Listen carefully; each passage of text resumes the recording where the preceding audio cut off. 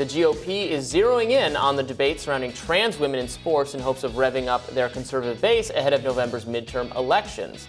Julia Manchester, political reporter for The Hill, joins me now to discuss how Republicans plan to leverage the issue. Julia, welcome. Thank you for having me. So quite successfully, it looks like the Republicans are really focusing on whatever you want to call them, culture war issues, social issues. They're not the same, social issues that were the social issues when we were younger. And I think of, the aughts, the gay marriage, abortion, et cetera, still a part of the discussion. Right. But it's really focusing on this question of transgender athletes, of curriculum in schools, that kind of thing, where the numbers for how people feel about these subjects look to me to be wildly unfavorable for Democrats. Yeah, absolutely. We are seeing poll after poll showing that, the majority of respondents are, seem to be against transgender women competing in women or girls sports teams. It's something that's being covered quite a bit in the news media. I think we're seeing more people being exposed to this issue, and you are seeing cultural conservative activists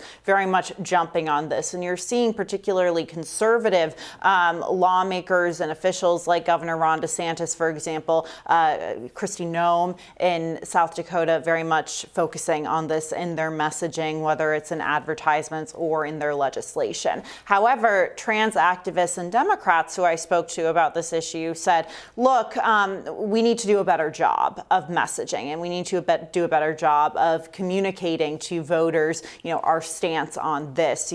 I spoke to Charlotte Clymer, a transgender activist here. I've clashed with her on Twitter before. Yes. She's very, very vocal. Yes. No fan of mine, but that's okay. We spoke, and she essentially said, look, a lot of congressional Democrats, Democratic candidates running in the House, there seems to be this trepidation to talk about this issue. So we need to get better about educating candidates and therefore voters on this issue, and potentially then we could see a change in public opinion.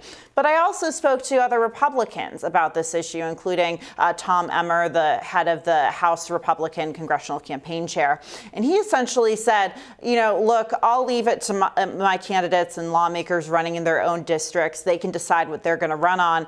But I want us to be running on economy and such as inflation, crime, and the situation at the border. So I think there is a bit of a divide between cultural conservative activists on this and the Republican establishment. Yeah, okay, that's interesting. You think the Republican establishment is maybe not, I think I agree with you, is probably not as comfortable talking about these issues, or you're going all the way down the culture fight. Probably they remember getting burned by this in the past when the Republican Party, was so committed to culture issues, I guess during the last Bush administration, that leading to the kind of decline of the, for a lot of different reasons, but the country's rapidly shifting opinions, I guess on gay marriage in particular, made the Republican Party out of step with where Americans were, and then losing favor. Now it's the opposite, though. I think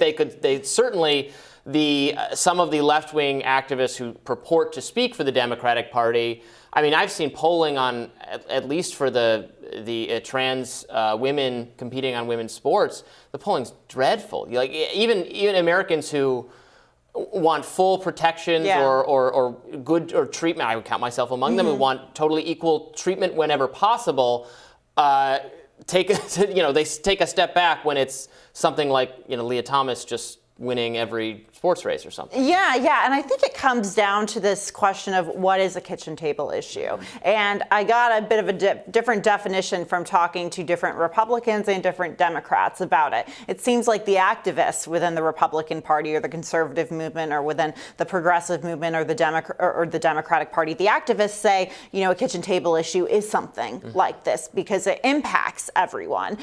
Your kids in your classroom, for example, no matter what side of the issue you're coming at it from. But the more establishment flank, whether it's at the DCCC or the NRCC or their Senate counterparts, et cetera, they will say a kitchen table issue is absolutely the economy and inflation. It impacts, how much you're paying for the, price of goods or gas.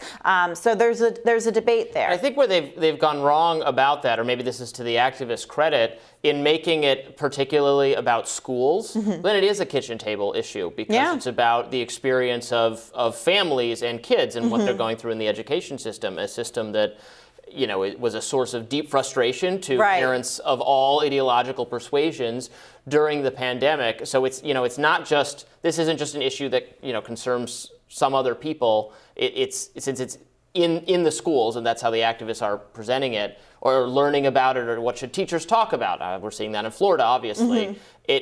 It is a kitchen table issue for that reason. That's what I would say. Yeah, absolutely. And I think you'll see what the right messaging is in the results of the midterms. But I think for primaries, it is absolutely a kitchen table issue, because this is something that will definitely rev up the conservative base. And it's not just this issue of trans women in sports. It's also the parental rights and education law in Florida, which is also called the Don't Say Gay or Don't Say Trans bill by its critics. So it's those types of issues that are going to rev up each base, especially the cultural base, because in the general election, the person who is going to be, a conservative or a cultural conservative, they're likely not going to vote for the Democratic Party for candidate in the general election. So I think this is absolutely a major primary issue. Absolutely. Yeah. Well, thank you for that, Julia. We'll have more Rising right after this.